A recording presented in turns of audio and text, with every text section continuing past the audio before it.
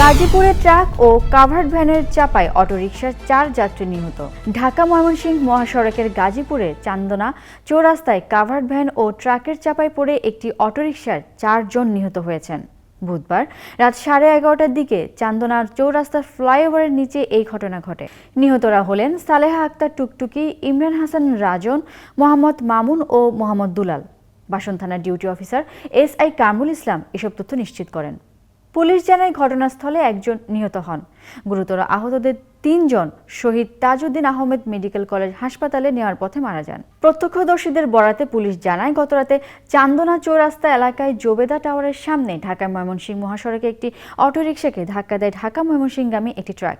এ সময় মহাসড়কে দাঁড়িয়ে থাকে একটি কাভার্ড ভ্যান সামনে থাকায় কাভার্ড ভ্যান ও ট্রাকের মাঝামাঝি অটোরিকশা চাপা পড়ে দুমড়ে মুচড়ে যায়।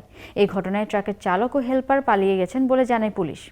গাজীপুর শহীদ তাজউদ্দিন আহমেদ মেডিকেল কলেজ হাসপাতালের জরুরি বিভাগের কর্মকর্তা আবুল ফজল জানান, সড়ক দুর্ঘটনায় 4 জনের মরদেহ হাসপাতালে আনা হয়েছে।